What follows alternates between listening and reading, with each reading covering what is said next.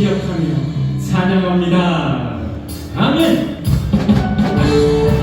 우리 계속해서 찬송하실 사랑의 하나님, 긍휼의 그 하나님께로 더욱 가까이 나아가기를 소망합니다.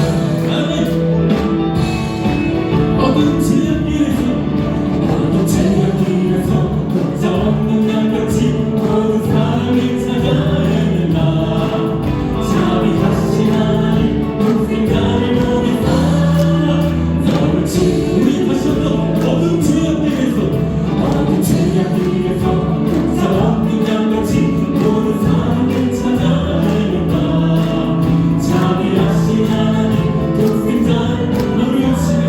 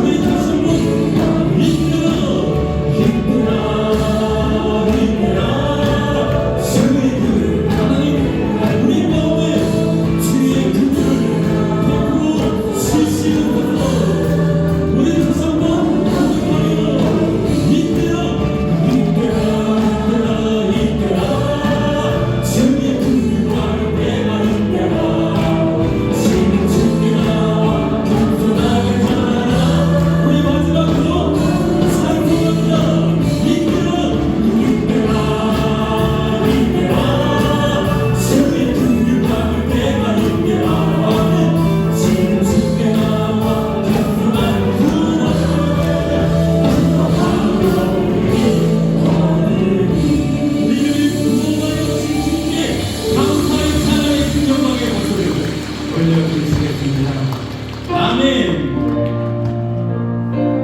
올 한 해 변함없이 신실하게 우리를 인도하시는 하나님 고백합니다.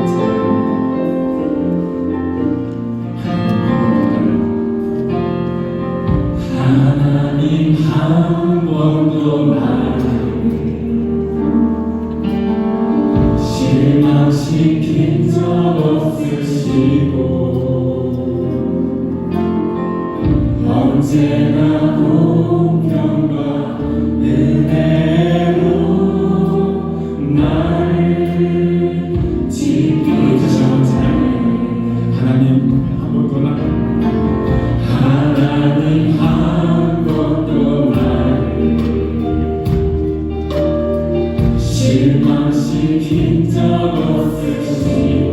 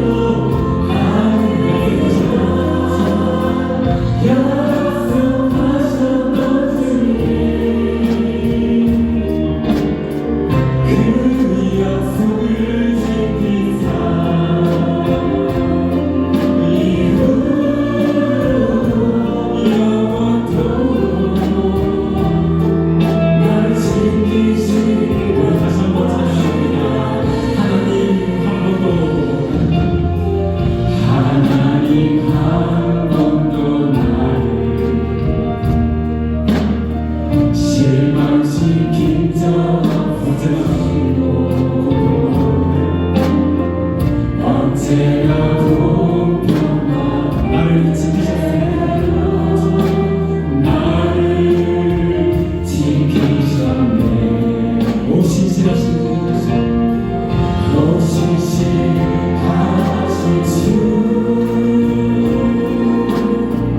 오 신실하신 우리에게 말씀하십니다. 내 너를 떠나도 아들이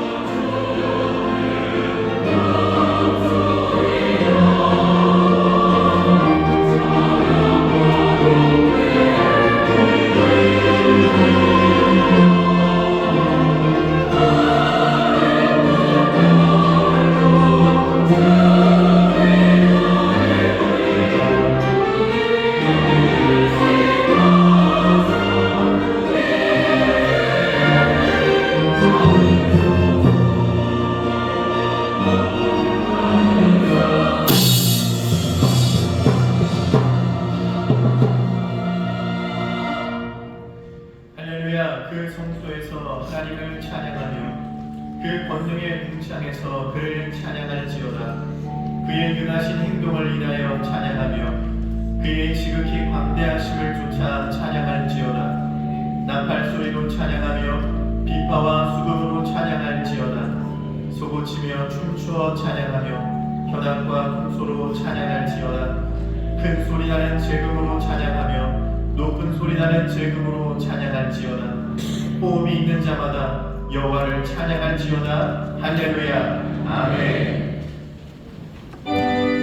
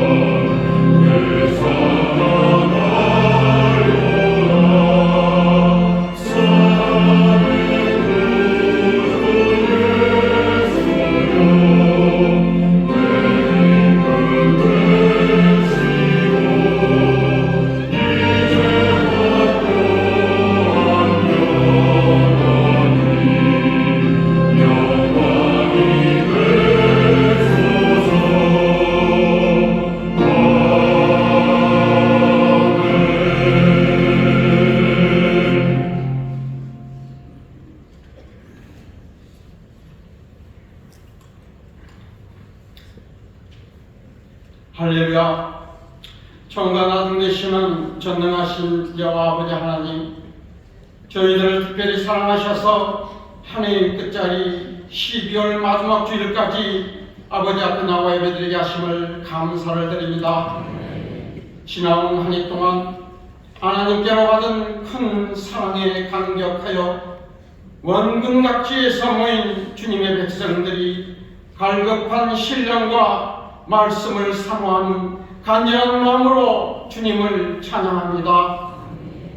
저희들에게 한없는 은혜의 시간이 되고 주님께는 큰 영광 되게 하여 주시옵소서.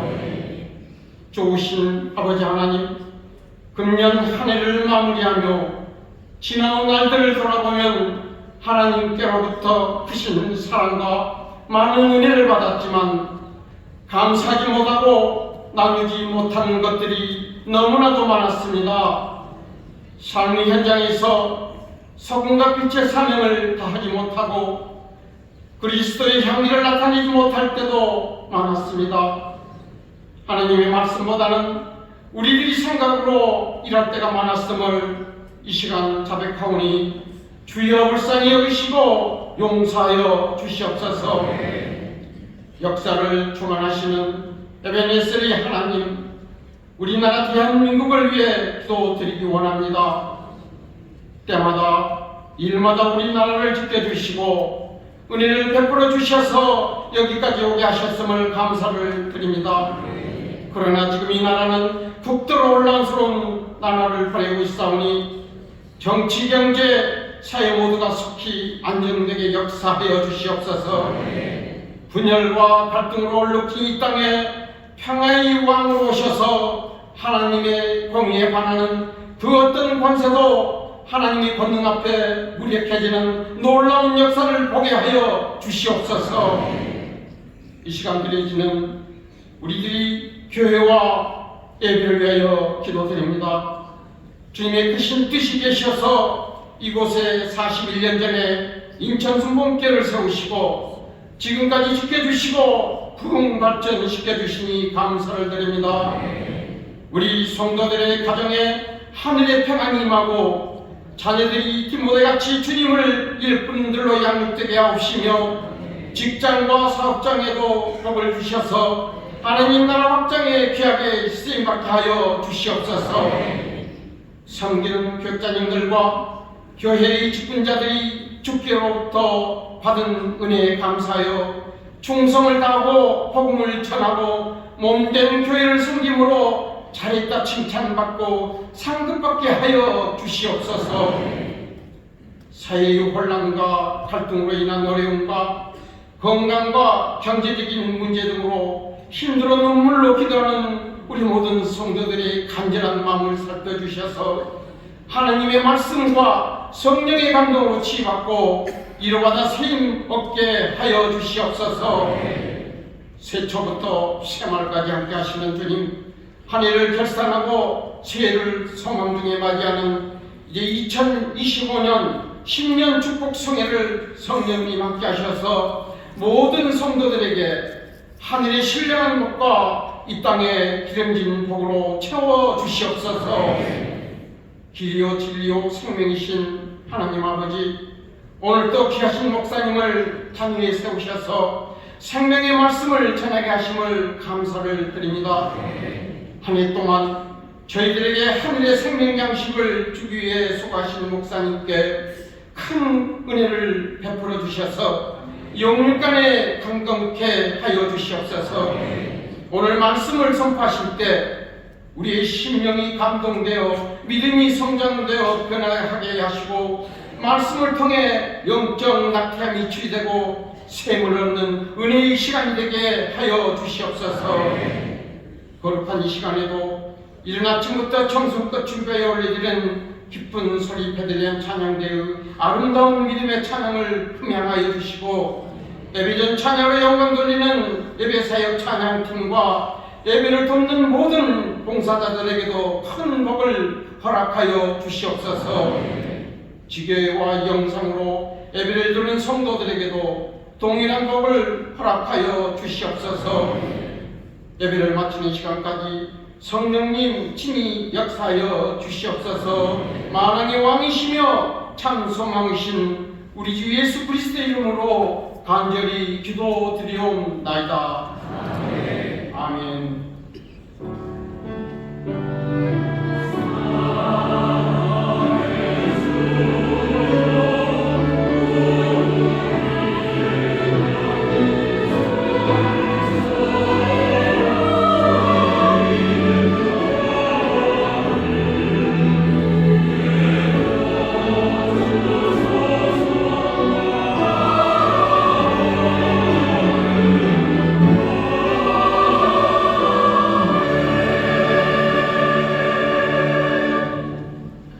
이 시간 우리에게 주시는 하나님의 말씀은 신약성경 마태복음 21장 23절에서 27절까지 말씀입니다. 마태복음 21장 23절에서부터 27절의 말씀을 봉독하겠습니다. 예수께서 성전에 들어가 가르치실세 대제사장들과 백성의 장로들이 나와 가로되 내가 무슨 권세로 이런 일을 하느뇨 또 누가 이 권세를 주었느뇨. 예수께서 대답하시되 나도 한 말을 너희에게 물으리니 너희가 대답하면 나도 무슨 권세로 이런 일을 하는지 이르리라. 요한의 세례가 어디서 왔느냐 하늘로서냐 사람에게로서냐. 저희가 서로 의논하여 가로되 만일 하늘로서라 하면 어찌하여 저를 믿지 아니하였느냐 할 것이요 만일 사람에게서라 하면 모든 사람이 요한을 선지자로 여기니 백성이 무섭다 하여 예수께 대답하여 가로되 우리가 알지 못하노라 하니 예수께서 가라사대 나도 무슨 권세로 이런 일을 하는지 너희에게 이르지 아니하니라. 아멘.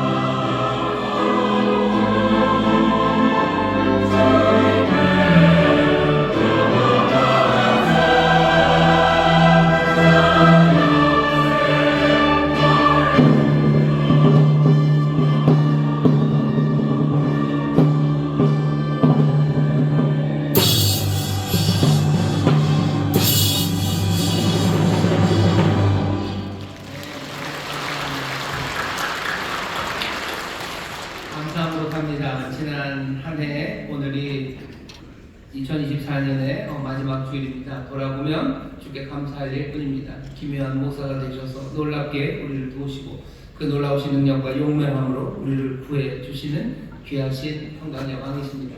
변함없는 은혜로 또 늘 우리를 품으시는 사랑으로 우리와 함께 하셨습니다. 우리와 함께 걸어오시고 우리에게 은혜를 베푸신 놀라우신 우리 여호와께 우리 감사와 영광 찬양의 박수를 올려드립니다. 여러분 빼놓은 서로 축복하시오. 주님 우리를 사랑하십니다. 주님께 감사합니다. 주님을 사랑하십니다. 주께서 우리와 함께 하십니다. 이곳뿐만 아니라 여러 곳에서 주님의 사랑에 감사를 얘기합니다. 반갑게 인사하겠습니다. 인천 수목원 건강하는님께 감사합니다. 한국아모니교회 인터넷 가용사와 함께 예배하는 모든 분들 주의 놀라우신 은혜가 함께 하실 줄 믿습니다. 고맙습니다. 고교회 부곡소리에서 예배하십니다. 2층 베들레헴 성전 4층 또 국제 회의실 여러 곳에서 영상으로 예배하고 계시는데 곳곳마다 주의 은혜가 넘칠 줄 믿습니다. 박수로 격려해 주시죠. 2024년의 마지막 주일입니다. 하나님 앞에 우리 감사로 기도할 겁니다.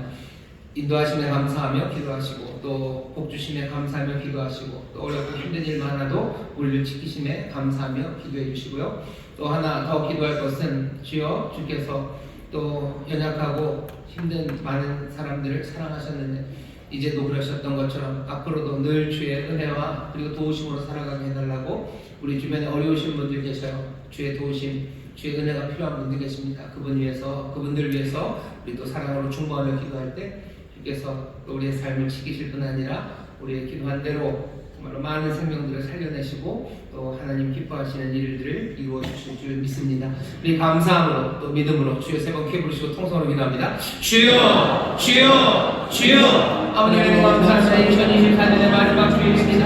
아버지 하나님 믿음의 사람들과 함께 아버지 예배하며 하나님의 말씀 앞에 서며 아버지 서로 격려하며 아버지 하나님 보좌 앞으로 내 보좌 앞으로 가까이 가셔서 우리 감사드리시는 아버지 하나님 살아가서 내 격려를 내리게 하셨으니 감사합니다. 아버지 하나님 아버지 지나갈 수 없고 아버지 하나님 아버지 점점 더 주님을 기하며 점점 더 주를 신뢰하며 아버지 점점 하나님의 자녀 아버지 하나님의 사랑을 받고 아버지 하나님 주님 닮아가는 자녀를 하시니 감사합니다. 주님 닮아가는 아버지 하나님 제 영광을 주님 아버지 작사하는 교회를 감사합니다. 아버지 하나님 지나시는 24년 주의 은혜를 사랑하며 주의 놀라우신 주여 주의 놀라우신 은혜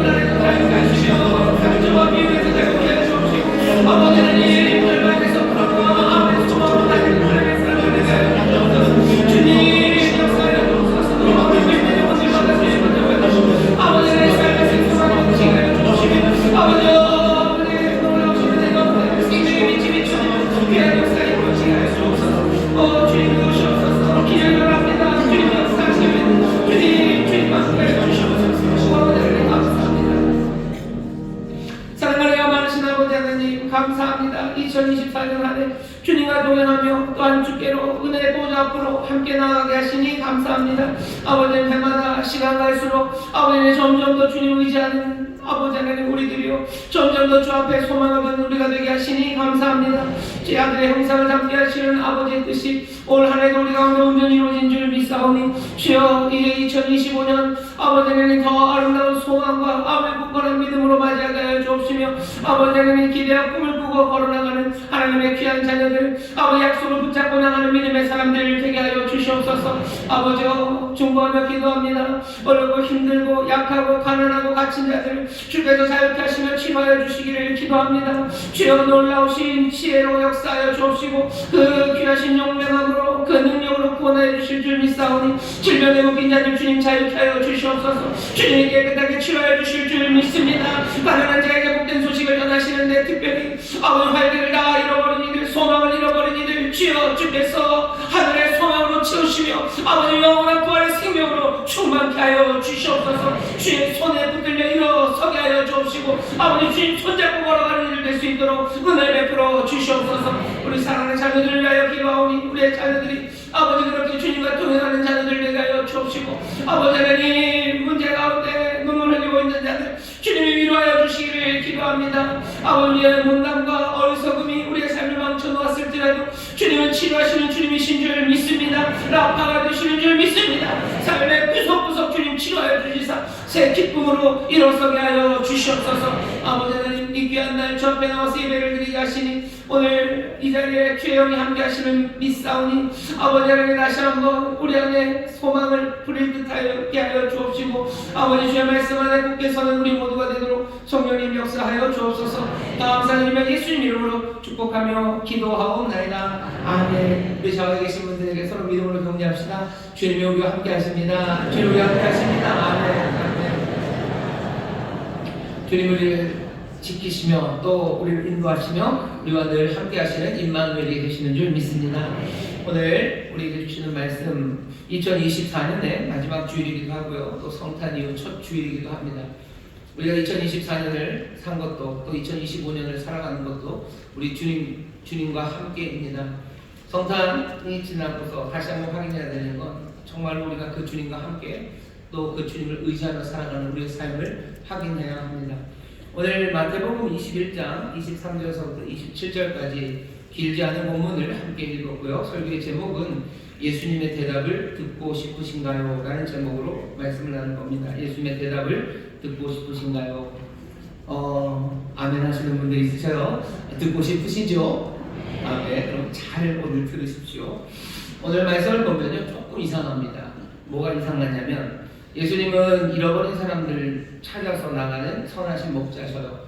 뭐 어디라도 갔을 겁니다. 그런데 오늘 본문을 보면 예수님을 찾아 나온 사람들이 있습니다.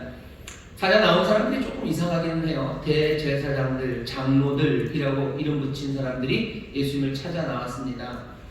예수님이 이 사람들을 조금 그렇게 썩 좋아하진 않아서 이 사람들이 미움받을 짓을 하긴 했지만 예수님이 이 영혼들을 미워하고 이 영혼들이 망하기를 바라시는 분은 아니셔요. 이 사람들이 찾아 나옵니다. 그리고 예수님에게 질문을 합니다. 이 질문이 그렇게 어리석은 질문도 아니고 그렇게 황당한 질문도 아니에요. 굉장히 중요한 질문을 이 사람들이 합니다. 근데 예수님께서 이 중요한 질문에 대답을 안 하셔요. 대답을 안 하시고 그냥 매정하게 대화의 문을 닫으십니다. 나 이제 너네들이랑 말 안 해 라고 하면 그냥 떠나가시는 거예요. 이상하죠? 산 넘고 물 건너서라도 찾아가셨던 분이 찾아 나와 묻는 사람들, 그 사람들 앞에 대화의 문을 닫아버립니다. 오늘 말씀이 처한 상황이 그런 상황입니다. 예수님이 대답 안 하시는 거, 안 알려주시는 거, 벽창호 같고 담벼락 같은 건 이 대제사장들만 경험한 건 아닙니다. 우리들도 예수님이 때로는 담벼락 같으셔요. 뭔가 대답을 해주셔야 될 것 같은데 그러지 않은 상황에 우리가 마주합니다. 그러니 조금은 주님 앞에 불만이 생기기도 합니다. 닫힌 문 앞에 있는 것 같고 때로는 문이 조금 열렸던 것 같지만 이제 닫혀버린 것 같은 그런 응답이 없는 상황들, 그 답답한 상황, 그 상황이 우리도 맞이하는 상황입니다. 예수님 앞에서 이런 경우들을 당해요. 그런데 오늘 본문을 보면 예수님이 왜 대화의 문을 닫으셨는지 그 힌트가 좀 있습니다. 예수님이 할 말이 없으셔서가 아니에요. 예수님이 뭘 몰라서가 아닙니다. 예수님이 이 사람들에게 관심이 없으셔서도 아니에요. 오늘 본문을 보면 예수님이 아주 고의적으로 대화의 문을 닫아버리신 것 같아요. 그냥 문을 확 닫아버리십니다. 일부러 그러시는 거예요. 오늘 이 말씀을 보면서 하나 생각해야 되는 건 예수님의 침묵이 대답하지 않으시는 일이 굉장히 고의적이고 일부러 그렇게 하십니다. 어쩌면 일부러 그러신 것이 우리에게는 훨씬 더 유익이 될지도 모릅니다. 예수님이 대답할 말이 없으셔서 침묵하셨다면 우리는 그냥 거기가 끝이죠. 예수님도 대답하실 게 없는데 우리는 뭘 어디서 대답을 구합니까? 하지만 예수님이 일부러 침묵하셨다는 게 우리에게는 그나마 좀 소망이 됩니다. 왜 그러셨는지를 안다면 우리는 이제 예수님으로부터 대답을 못 듣는 사람들이 아니라 대답을 듣는 사람이 될 수도 있어요. 예수님이 고의로 침묵하십니다. 왜 침묵하시는지 한번 들어보시죠. 오늘 말씀이 그 이유를 우리에게 알려주시고 또 그 이유를 알려주시며 우리가 정말로 주님으로부터 대답을 듣는 사람들이 되게 하십니다. 오늘 말씀의 시작은 여기 대제사장들과 장로들이 물으면서 시작합니다. 23절을 제가 읽겠습니다. 예수께서 성전에 들어가 가르치실새 대제사장들과 백성의 장로들이 나와 가로되 네가 무슨 권세로 이런 일을 하느뇨? 또 누가 이 권세를 주었느뇨? 예수님의 권세에 대해서 묻습니다. 이 권세는 어디서 온 권세냐? 결국 물어보는 건 이 권세에 대해서 물으며 예수님이 누구신지를 지금 묻고 있는 겁니다. 예수님이 누군지 이 사람들 알죠? 나사렛에서 온 사람임을 압니다. 어떻게 예루살렘에 있는 대제사장이 멀리 갈릴리 나사렛에서 있었던 그 사람을 압니까? 예수님은 이미 유명인입니다. 이미 유명한 사람이에요. 이미 갈릴리를 들었다 놨다 하는 사람이에요. 생각해 보세요. 5,000명, 그것도 여자 그리고 꼬마들 빼고 남자만 5,000명을 먹였어요. 남자만 5,000명을 먹이는데 어떻게 돈이 많아서 먹인 게 아니라 보리떡 5개와 물고기 2마리로 먹였습니다. 수많은 사람이 그 이야기를 알아요. 많은 사람들이 예수님께로 가서 정말로 병이 고침받고 귀신이 쫓겨나가는 그 이야기들이 들려옵니다. 예루살렘에 있는 대제사장들은 이런 이야기에 민감합니다. 그러니 사람들 보내는 거죠. 예수라는 사람 아마 알아봐라. 뭔가 제일 잘못된 건가 과장된 소문인가 알아봐라. 들려오는 이야기는 뭔가 좀 이상한 것도 있어요. 뭔가 율법을 그렇게 따라가는 것 같지도 않지만 예수님에게 들려왔던 소문을 확인했을 때 다 뻥이었습니다 라는 이야기는 들려오지 않아요. 5,000명을 먹이긴 뭘 먹였습니까? 다 뻥입니다. 아니면 무슨 병을 고치긴 뭘 고칩니까? 고친 거 아무 게도 없습니다. 그런 보고가 들어오지 않아요. 예루살렘에 있는 제사장들을 우리가 읽었던 마태복음의 많은 예수님의 기적의 이야기들을 이 제사장들도 압니다. 여기 제사장들이 얘기하는 이 권세라는 이 권세는요 뭐에 관한 이야기냐면 바로 예수님께서 예루살렘에 오셔서 우리가 이거 보면 바로 앞입니다. 12절 13절 보면 예수님이 예루살렘 성전을 다 엎어버리셨어요. 매매하는 사람들 엎어버리고 비둘기 파는 사람들 엎어버리고 그 산, 의자, 몽땅 다 엎어버리고요. 거기에다가 성전을 향해서 여기 기도하는 집이 되어야 되는 이곳을 너희가 강도의 투려를 만들었다고 심한 말을 내뱉으셨습니다. 이 일은 도대체 누가 이런 일을 할 수 있습니까? 예루살렘, 그것도 성전이라는 그 거룩한 곳에 누가 와서 감히 이런 일을 합니까? 여기 와서 상을 엎어버리고 이러면 안 된다고 다 내쫓아버리고 날마다 드렸던 제사를 멈출 수 있는 사람은 한 사람밖에 없어요. 이 성전의 주인입니다. 예수님이 성전에 와서 주인인 것처럼 행세를 합니다. 그러니 묻는 거죠. 이 권세 너 어디서 얻었냐고. 하지만 사실은 대제사장들의 질문이 조금은 이상해요. 대제사장은 성전을 책임지는 사람이에요. 누군가 와서 그렇게 상을 엎어버리고 자기가 주인인 것 마냥 했으면 어떻게 하면 돼요? 이거 뭐 잡아 치면 돼요. 그죠? 그냥 잡아다가 그냥 어떻게 해버리면 돼요. 뭐 이딴데다 그냥 가서 잡아봐라. 그럼 잡아다가 어떻게 하면 되는 거예요? 아니면 정말로 정신나가 무슨 미친 애 하나가 와서 정말 정신나간 짓 했다 그러면 그냥 신경 안 쓰고 다음부터 개오면 못 들어오게 해라. 그냥 그러면 되는 거예요. 근데 지금 와서 묻습니다. 도대체 무슨 권세로 이런 일을 하냐고 대제사장들이 와서 물어요. 왜냐하면 갈릴리에서 온 이 사람은 무시할 수 없는 사람입니다. 무시할 수 없는 사람임을 알아요. 자기들과 뭔가 다른 무엇가 있다는 걸 이 사람들이 압니다. 그러니 와서 묻는 겁니다. 예수님 이미 사람들에게 강한 인상을 남기셨어요. 우리가 읽은 마태복음 우리가 21장을 읽는데요. 처음 시작서부터 그렇습니다. 예수님이 세례 받으시고 천국 복음을 증거하기 시작하며 산상수훈 그 5장부터 7장까지 말씀을 가르쳐요. 마지막 7장에 사람들의 평가는 뭡니까? 이 사람은 서기관과 달라요. 하나님의 말씀을 가르치는 사람들은 많은데 여기 있는 이 예수는 다릅니다. 왜? 그 사람들과 다른 권세가 있었다고 사람들이 다 고개를 끄덕입니다. 예수님 당시에 바리새인들, 서기관들, 아니 제사장들도 하나님의 말씀을 가르칩니다. 하나님의 사랑을 가르쳐요. 하나님의 용서를 가르쳐요. 하나님께서 언약의 말씀에서 어떻게 살아야 되는지 그 모든 말씀들을 다 가르칩니다. 그런데 예수님은 그들과 달랐대요. 권세가 있었답니다. 권세가 있었다는 건 무슨 뜻일까요? 뭐 그 사람들보다 훨씬 더, 그 사람들보다 열정적으로, 내지는 훨씬 더 심오하게, 아니면 설득력 있게, 뭐 이런 의미가 권세, 그런 뜻은 아닐 겁니다. 예수님의 가르침의 결정적인 차이, 그 권세라고 사람들이 이름 붙인 이유는 왜 그렇습니까? 말로만 그치지 않았기 때문이에요. 말로만 가르치지 않습니다. 예수님이 가는 곳마다 상황이 바뀝니다. 하나님 나라의 모습으로 모든 상황들이 뒤집어지고 달라지는 그 역사가 이루어집니다. 죄인들을 대할 때 서기관들은 그렇게 얘기할 거예요. 할 말이 뭐겠습니까? 하나님이 심판하시고 하나님이 판단하시는데 하나님의 그 판단 앞에서 너는 죄인이고 너는 그러니 벌을 받는 게 마땅하고, 하지만 그래도 하나님의 긍휼과 자비가 있으니 하나님이 너를 사하시고 너에게 의를 주실 그 길이 있을 거다. 그러니 그 의의 길로 나와라. 그 정도가 사람들이 가르치는 일입니다. 예수님은 어떻게 하셨어요? 예수님은 그렇게 하지 않으십니다. 분명히 그 내용들도 가르치셔요. 하지만 예수님은 직접 그 죄인에게 네 죄 사함을 받았느니라 라고 선포하십니다. 권위 있게 선포하셔요. 그러고 나면 어떻게 됩니까? 사람들이 킥킥 웃나요? 그런다고 보면 어떻게 됩니까? 아니요. 정말로 주님께서 네 죄 사함을 받았느니라 라고 선포했을 때 그 말을 들은 사람들은 죄의 사슬이 끊어진 것을 압니다. 내 죄가 사여지고 내가 그 죄의 사슬에서 자유함을 얻었다는 걸 알고 이전과는 다른 모습으로 삶을 향하여 걸어나가기 시작하는 거예요. 다른 사람들과 다릅니다. 분명히 그 권세가 있어요. 세상의 슬픔, 그리고 아픔, 불안들, 질병들, 죽음, 이것들을 다룰 때 세상의 선생님들, 서기관들은 뭐라고 가르쳐야 됩니까?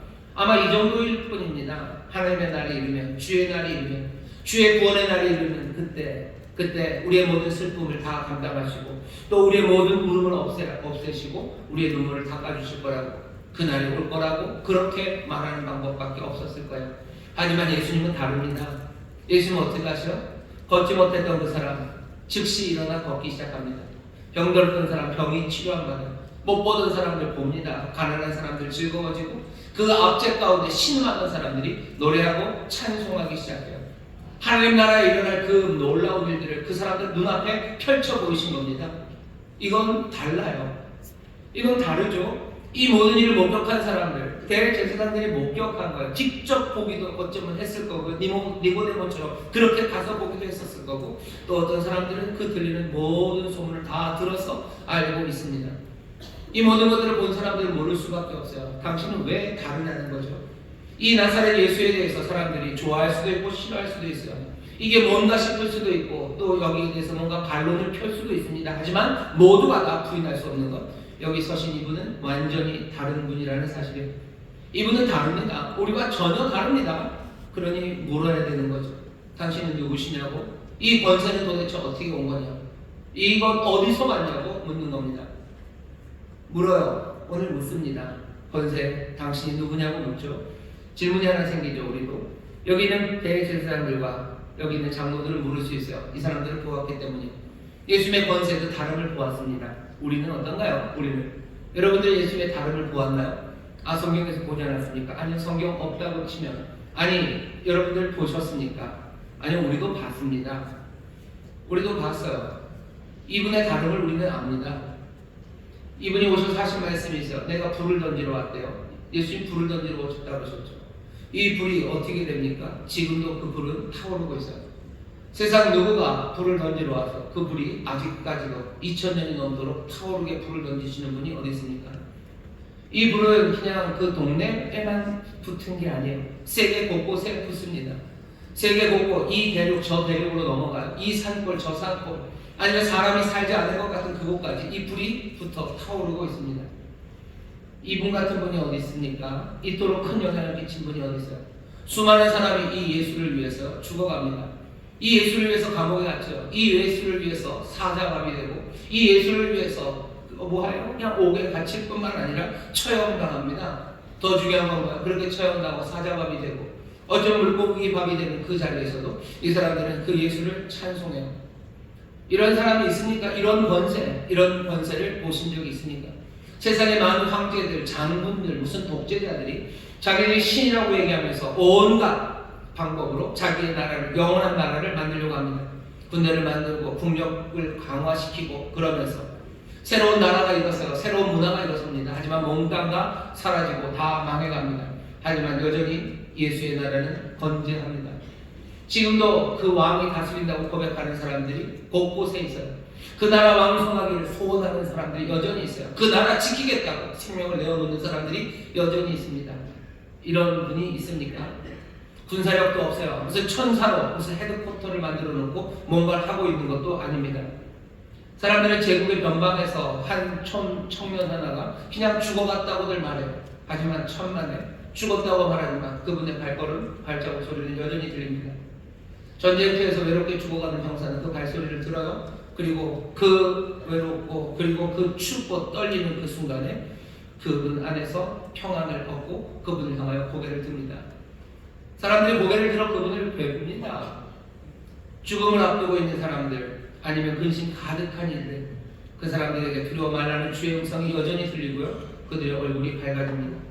걱정에 잠 못 드는 사람들, 그 사람들에게도 주의 발걸음, 그 발자국 소리는 들려요. 참된 평안과 안식이 그렇게 임합니다. 아무것도 아닌 것처럼, 이제는 옛 이야기처럼 치부되지만 늘 그 봉인된 무덤에서 튀어나오셔서요, 세상을 지금 다스리고 계시는 온 땅에 보이시고 자기가 통치자이심을 온 인류에게 알리시는 분, 우리가 보는 분은 이런 분입니다. 바리새인들 그리고 대제사장들, 장로들만 그분을 보고 이 권세가 어디서 왔는지 궁금한 건 아니에요.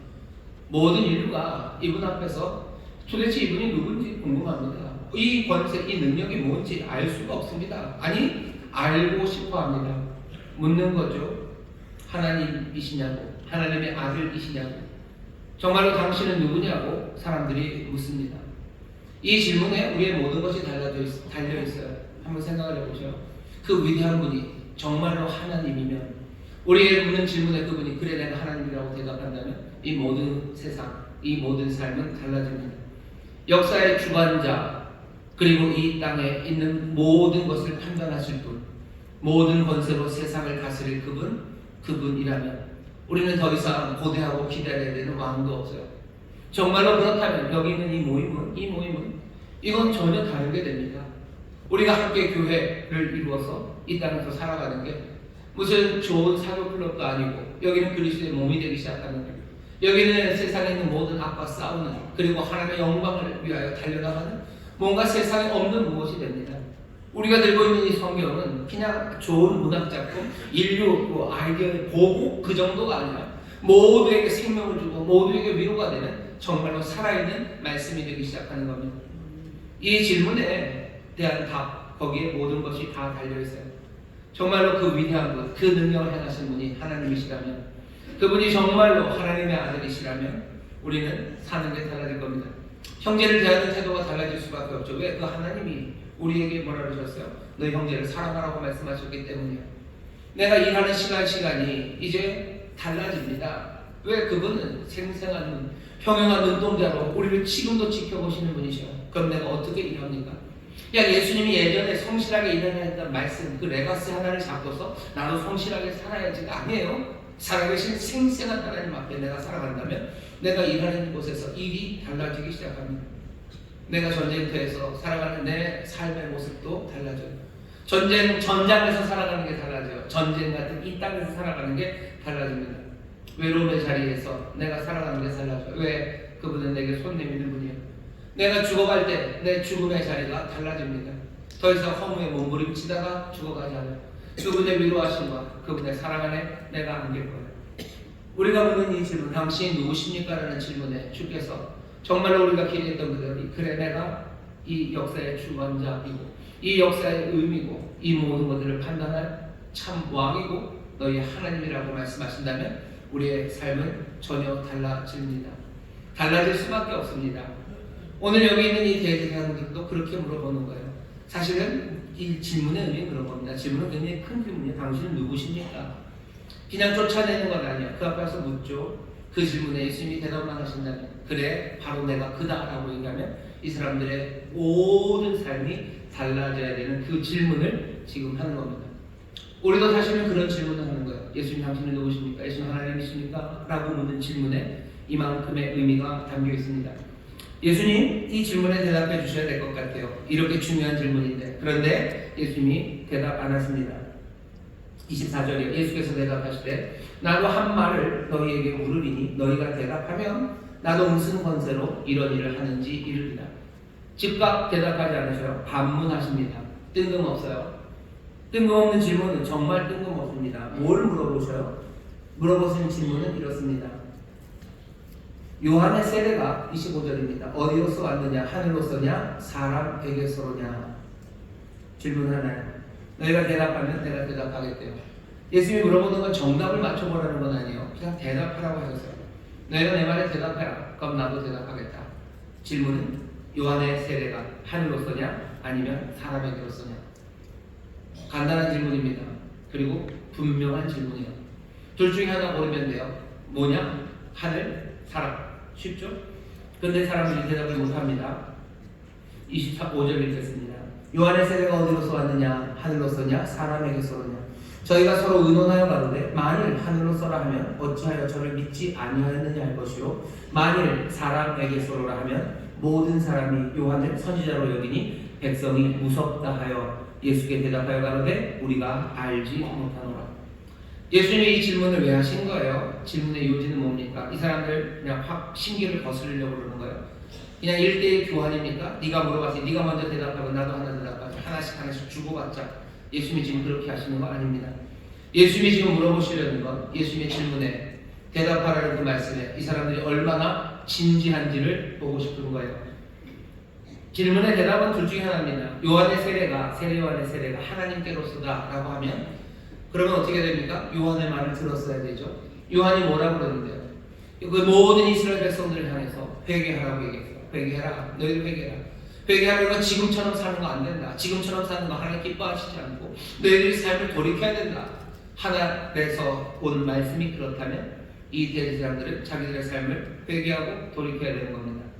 세상이 자기들을 칭찬하고 존경받지만 자기들이 죄인임을, 불쌍한 죄인임을 인정하는 거예요. 정말로 내가 하나님 앞에 쓰임받아서 여전히 대제사장으로 그리고 장로로 쓰임받기 위해서는 내 삶이 새로워져야 된다는 것, 그것을 고백하는 겁니다. 그러면 세례요한 이전과 이제 이후가 내 삶이 달라져야죠. 하늘로서 왔다고 하면서도 내 삶이 여전하다는 건 말이 안 되는 거 아닙니까? 이 사람들은 그렇게 안 했어요. 그렇게 안 했어요. 아니 어쩌면 지금이라도 하늘로서입니다. 그러니 내가 요한이 말한 것처럼 삶을 회개해야 되겠네요. 이 삶을 어떻게 해야 됩니까? 라고 묻는다면 예수님의 대화는 계속해서 진행됐을 겁니다. 사람으로부터 왔다라는 이야기는 뭐예요? 요한은 미치광이라는 거죠. 왜냐하면 세례요한이 그랬어요. 하나님의 말씀이다 그러면서 사실은 사람에게서 온 거예요. 하늘로서 온 거 아닌데도 하나님의 말씀을 전하는 것처럼 그렇게 온 유다를 휘저어놨으면 요한은 뭐예요? 미치광이죠. 미친 사람이죠. 하지만 세례요한이 사람에게서 왔다고 대개 사람들은 말할 수가 없습니다. 왜? 사람들이 요한을 너무 사랑해요. 사람들이 세례요한을 너무 사랑해요. 세례요한의 죽음을 너무 안타까워해요. 이 세례요한에 대해서 미치광이다라고 말하는 것, 이 사람들이 감당할 수 없습니다. 당시 여론을 따르면 이 대제사장들과 장로들은 사람들이 핍박받을까요? 비난받을까요? 위협받을까요? 어쩌면 폭동이 일어날지도 모릅니다. 그거 감수할 수 없어요. 대제사장들이 도대체 세례요한은 하늘로서 온 사람인지 사람에게서 온 건지 어떤 생각을 했는지 알 수 없습니다. 아니 어떤 대답을 해도 괜찮습니다. 예수님은 대답하라고 했지 정답을 맡으라고 하지 않으셨어요. 그런데 이 사람들은 어떻게 하는 거예요? 알 수 없대요.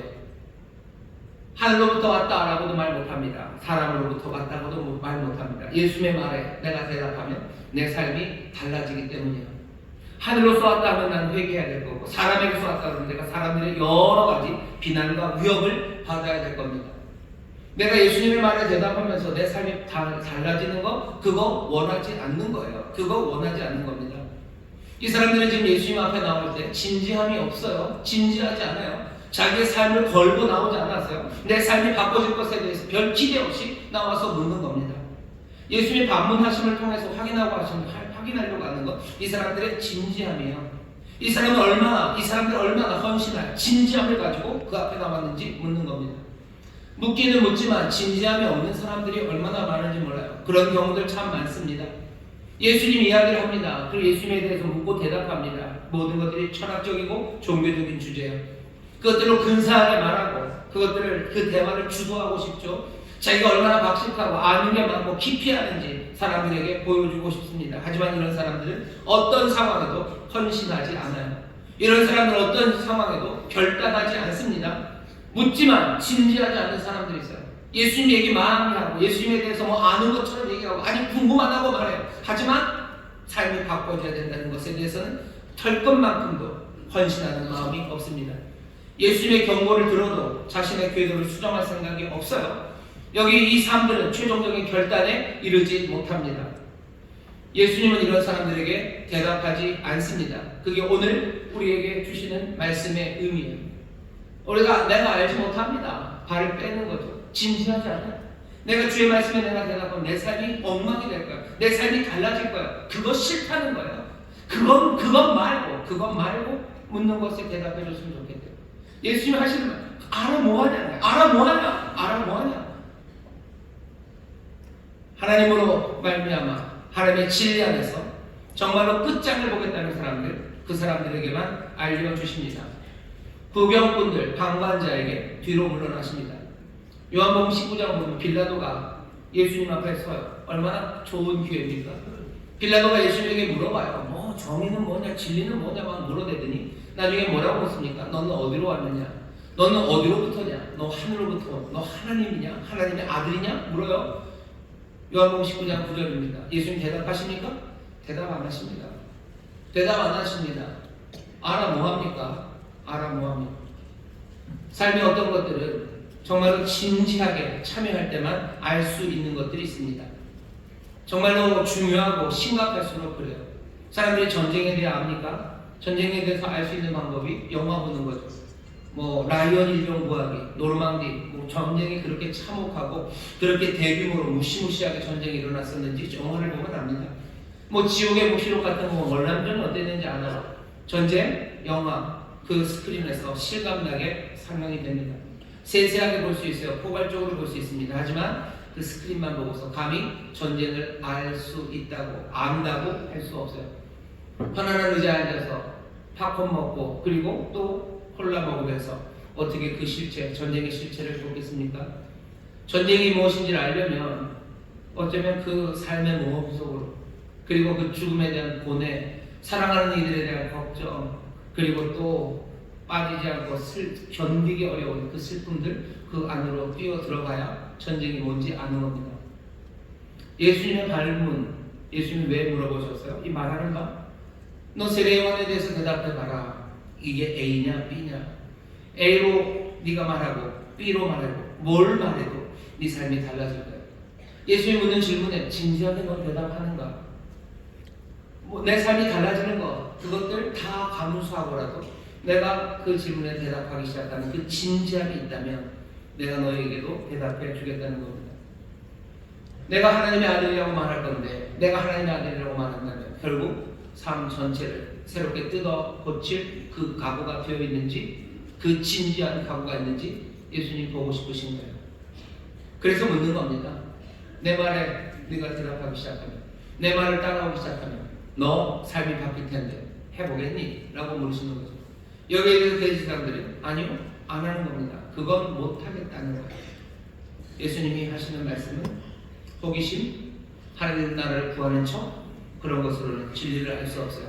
그런 사람들에게 예수님 대답하지 않으십니다. 누가 예수님 그리고 그리스도를 제대로 봅니까? 태도가 바른 사람들, 그 사람들만이 그리스도를 제대로 볼 수 있습니다. 순종의 사람들, 순종의 태도 있어야 합니다. 진지함, 이 진지함이 없으면 예수님은 그냥 종교적인 선생일 뿐입니다. 우리가 예수님을 알지 못하고 예수님과 우리 사이를 가로막는 건 지적인 논쟁 그리고 지적인 뭔가 의심이 아니에요. 죄가 가로막는 겁니다. 우리는 이것저것 포기할 마음이 없어요. 예수님이 하나님의 아들이다 라고 말씀하시고 우리가 그것을 영접한다는 게 도대체 무슨 의미인지 그 진지함이 없는 사람들에게는 내가 하나님의 아들이라는 그 영광을 주님이 보이실 이유가 없어요. 왜 그러셔야 됩니까? 정말로 그분이 하나님의 아들이면 내 삶은 어떻게 바뀔 것 같으신 거예요? 정말 당신은 하나님의 아들입니까? 그래 내가 하나님의 아들이라고 여러분 어떻게 하셔야 돼요? 여기 하셨던 모든 말씀들, 내 삶을 둘러싼 모든 공기들, 내 삶의 모든 과정과 아니 그 영혼 너머서의 것이 몽땅 다 결정되고요. 그 안에서 내 삶의 자리가 이전과는 전혀 다른 모습이 되어야 될 텐데 여러분 그 말을 들을 그 진지함이 있습니까? 거기에 합당하게 우리가 정답으로 살지 못할지라도 예수님이 이 사람들에게 지금 정답을 요구하는 게 아니라 대답해라. 몰라도 넘어져도 네가 모자라도 여기에 몽땅 네 삶을 그 진지함이 너에게 있냐고 물어보시는 거죠. 하나님 앞에 조건 달고 특권 원하고 대가 치르기 싫고 예수 그리스도를 있는 그대로 받아들이지 않는 아무 헌신도 아무 희생도 없이 하나님에 대해서 그냥 알겠다고 나오는 사람들, 그런 사람들에게 하나님 예수님은 대답하지 않으십니다. 그리스도의 질문을 피하려고 하죠. 그러면 결국 그분을 놓치는 겁니다. 요한복음 7장 17절이에요. 사람이 하나님의 뜻을 행하려 하면 이 교훈이 하나님께로 왔는지 내가 스스로 말함인지 알리라. 수근수근대는 유대인들, 예수님이 이 사람은 누굴 거라고 수근대는 사람들에게 예수님이 하시는 말씀에 너희가 하나님의 그 뜻을 행하려 하면 이 교훈이 하늘로서 왔는지 그리고 스스로 말하는지 알리라. 정말로 내가 하는 모든 말이 하늘로부터 온 말이고 정말로 내가 하나님의 아들이고 하늘로부터 내려온 사람임을 너희가 알려면 어떻게 해야 돼요? 하나님의 뜻을 행하는 사람이 안 돼요. 하나님의 뜻을 행하는 사람 그러면 안다. 왜? 이분이 하나님의 아들이라는 걸 아는 순간 우리의 모든 삶이 다 바뀔 수밖에 없기 때문입니다. 예수님이 오늘 본문을 통해서 우리에게 전하시는 말씀은 이런 말씀인 것 같아요. 예수님에 대해서 궁금하죠? 나에 대해서 궁금해. 너무 궁금해하지 말라는 것 같습니다. 신성, 인성, 삼위일체, 공정과 탄생 이런 거 거기에 파묻혀 있을 필요 없어요. 그 대신 하나님의 뜻을 행하려 하는 것. 내 이름으로, 예수님이 하시는 말씀이죠. 내 이름으로 나를 위해 뭔가 하기 시작하는 것. 마치 내가 너희 삶 안에 있는 것처럼 너희들 행하려 하면 움직이기 시작하라는 겁니다. 인생의 기준을 주님에게 두는 거예요.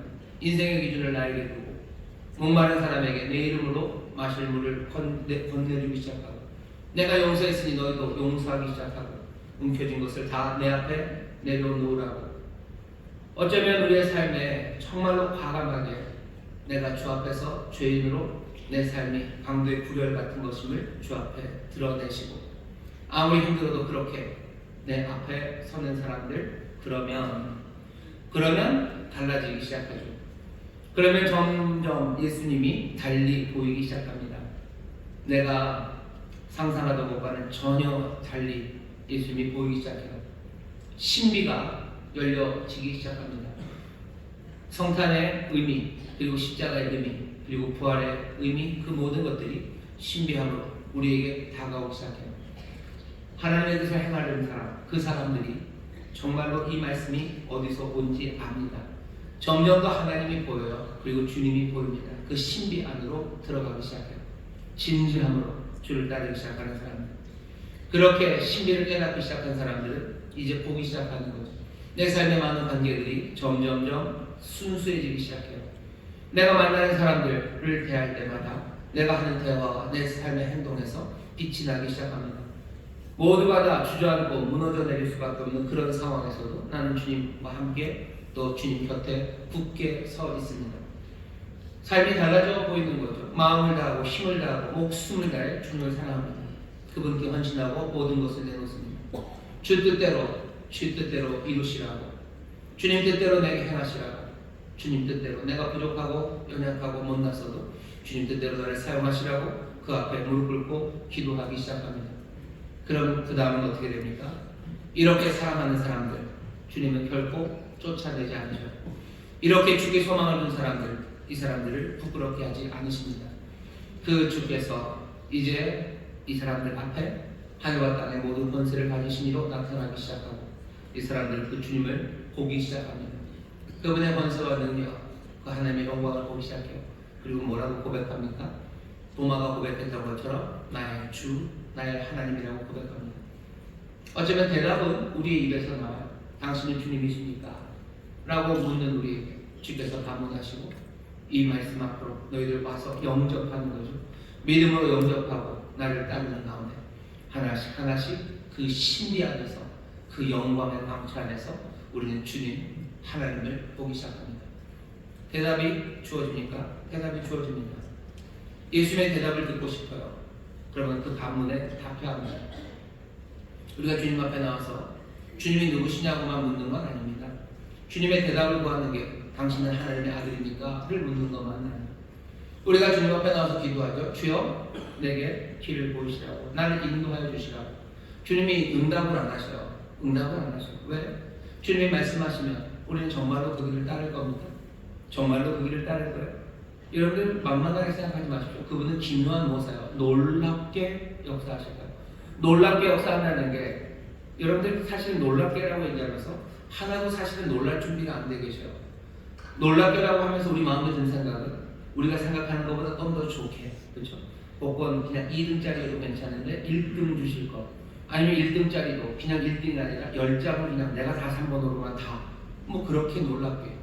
아니, 주께서 우리를 놀랍게 하시는데 우리를 놀랍게 하시는 방법은 그런 방법 아닐 겁니다. 우리를 정말로 놀랍게 하실 거예요. 정말로 놀랍게 하실 거예요.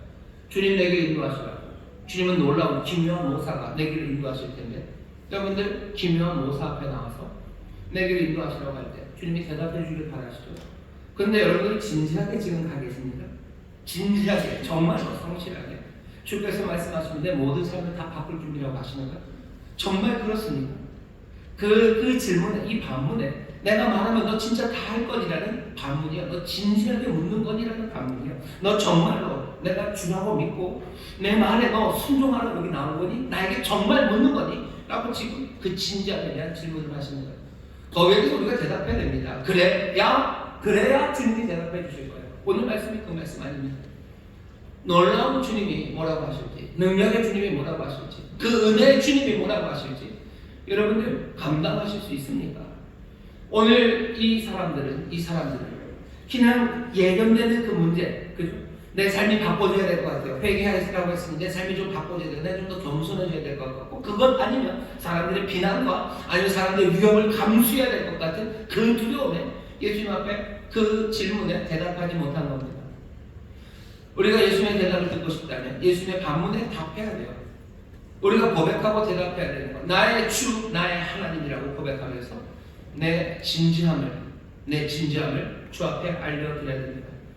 내 믿음은 진지한 믿음임을 알려드려야 돼요. 내가 정말로 묻는 것, 정말로 묻는 것을 내가 그 답을 따르겠다는 그 진지함으로 내가 묻는 겁니다. 그 진지함이 우리가 주 앞에 대답될 때 오늘 설교의 제목이에요. 주께로부터 대답을 들을 수 있습니다. 주님 나를 고치시라고 기도해요. 주님 나를 고쳐주시옵소서. 대답이 없어요. 정말로 주님이 나를 고치십니까? 주님이 나를 고치십니까? 나는 주님이 나를 고치시는 걸 믿으면 나는 주 앞에 진지하고 나오니까 주께서 나를 고치시며 나에게 하는 그 모든 일들에 그것이 무엇이든 나는 그 궤도를 바꾸고 나는 그것이 무엇이든 주께 헌신할 그 준비가 되어 주 앞에 나왔으니까 주님이 오늘 물으시는 겁니다.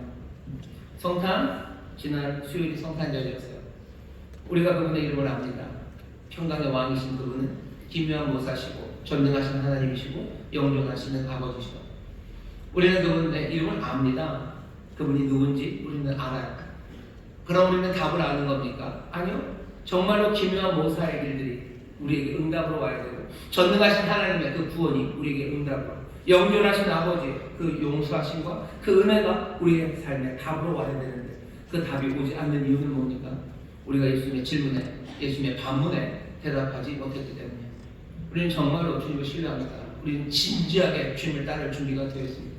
하나님에게 행하려 하면 그 말이 하늘에서 온 건지 사람에게서 온 건지 안다고 하죠. 대답하라 라고 오늘 우리에게 요구하십니다. 우리가 이 질문에 예, 나는 진지합니다. 나는 정말로 주님을 따릅니다. 나는 주님을 영접하고 나는 그 삶을 살아갑니다. 여러분 그렇게 대답하신다면 그 대답대로 하나님의 은혜 안에서 우리에게 주신 말씀 안에서 하나하나 주가 우리와 함께 하심을 믿으며 움직여가기 시작하죠. 예수의 이름으로 용서하시고 예수의 이름으로 물을 전하시고 예수의 이름으로 예수님 앞에 내 삶을 내어놓으시고 진지함으로 그렇게 나오십시오. 주께서 응답하시고 사랑하심으로 또 예비하신 크신 은혜의 선물을 우리 가운데 넘치게 채워주실 줄 믿습니다. 기도하겠습니다. 하나님 감사합니다. 주님의 대답이 우리의 삶을 바꿉니다. 주의 응답이 우리의 삶을 바꿉니다. 우리가 주께 묻는 것, 주께 구하는 것, 그것에 주님의 대답이 없을 때가 얼마나 많은지 모릅니다. 주님 정말로 답답하고 힘겨워하는 우리에게 아버지 오늘 이 말씀을 주시니 다시 한번 정말로 진지한 믿음으로 아버지 하나님 그 성실한 헌신의 결단 주 앞에 서는 이들이 되게 하여 주옵소서. 주님 말씀하시면 내 삶은 변합니다. 주님 말씀 한마디면 내 삶 전체는 이전과 다른 길을 걸어가야 합니다.